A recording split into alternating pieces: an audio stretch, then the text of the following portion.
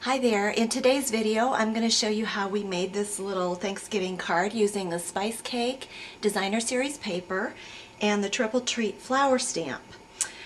So let's get started. I have a very vanilla card base that measures 4.5 by 4.5. So that'll be our base. And then I've taken this pattern from the Designer Series paper, the Spice Cake papers, and basically I've just cut out these flowers, and I'm using 3 of those because I need to do this outside flower and then this green inside flower, and then I punched the center just to raise it just a little bit. So I have just used my paper snips and cut out the large flower and then this little green flower on the center. And then I used this little circle punch from the Itty Bitty Shapes punch set and cut out just the center, punched out just the center of that flower. Okay, so there's the flowers, those are ready to go. And then I've just taken a scrap of vanilla cardstock and I'm using my River Rock ink pad to stamp this Triple Treat flower. So I will ink that up and then just stamp that flower.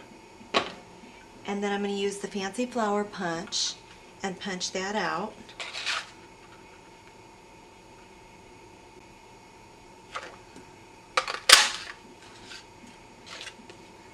So those are all set. And then I'm just taking a piece of River Rock cardstock, just a little strip, and I'm going to use my Stamp-O-Majig because for me it's easier to get that into place. So I'm just going to position Happy Thanksgiving where I want it.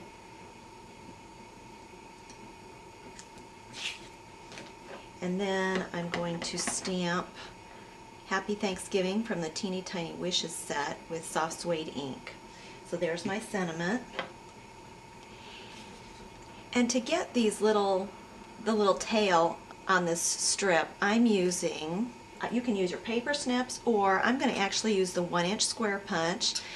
I love this punch. This is really good for lots of things. And you can also just slide the end of this. I found my end of the wording, the G, and just moved it down a little bit. And you can actually make that little tail using your punch really quick and easy. So you just have to do the one side. So now we've got our little tag ready. I'm just getting all of the elements done up ahead of time. Then I'm going to take my soft suede layer along with this other pattern of the Spice Cake paper, and I'm going to put a little snail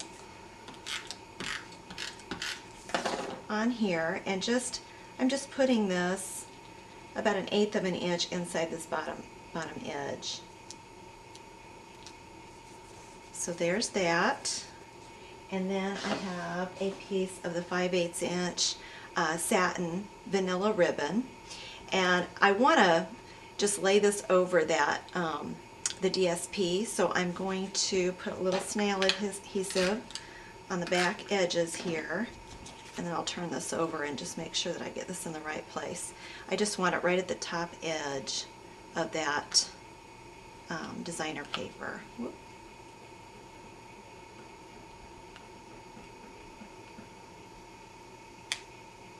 And I'm just folding those edges back to the other side and attaching. Okay, so when I've got that done, then I can go ahead and put the soft suede onto the card base, and I'm just going to center that. So there's just a little, maybe 1/8 of an inch border around those edges. Okay, so there, that part is together. Now we're ready to go ahead and assemble this flower. And I used dimensionals to just layer all of these. So I used a dimensional here on the big flower, and then I'm just going to position this cut out Spice Cake flower over that, and then another one here, And then I'm using this little green flower, and I'm just going to turn it so that it is not right over the one there. It's kind of in between each of the petals. Just positioned it like that. Okay, so you've got that. And now we still have this little circle, which you could leave it like this. I just liked having that extra little layer. And I'm using a glue dot to pop that on there. It's easier. So that raises it just a tiny little bit so it stands out a little more. And then, this is such a cool trick. I'm going to use the rhinestone brads, and I'm using just a Sharpie marker. I've got a blue one here. And you can color right onto the jewel. And because it's permanent, it won't come off. And it gives it a really pretty color. I was kind of playing with this earlier, so I have a little gold one and a green one, and I like the blue, so that's what we used here. And then I just use my paper piercing tool to pick that up, and I just put that right in the center of that flower. So that's a really pretty little element, and such an easy way to color those brads and get a colored one. Then I'm going to take a couple more dimensionals, and I kind of have this off kilter a little bit. I really don't want the dimensional sticking to the ribbon because it's not as secure. So I'm going to put a dimensional up in this corner and then another one down here on this petal. And then that way it will adhere to the cardstock rather than the ribbon. And then you can just position that into place like so. And then we'll take our little tag. I'm going to put a glue dot over on this one end, and then another glue dot on the other end. I'm going to slide this under the flower and get it where I want it. Go ahead and push that down. So you've got the one end attached, and then I just kind of rounded that up a little bit to give it a wavy look, like it's a banner sort of, and then attach the other glue dot. And that just adds a little dimension. So there's your finished card. I hope this was helpful. Let me know if you have any questions, and thanks for watching.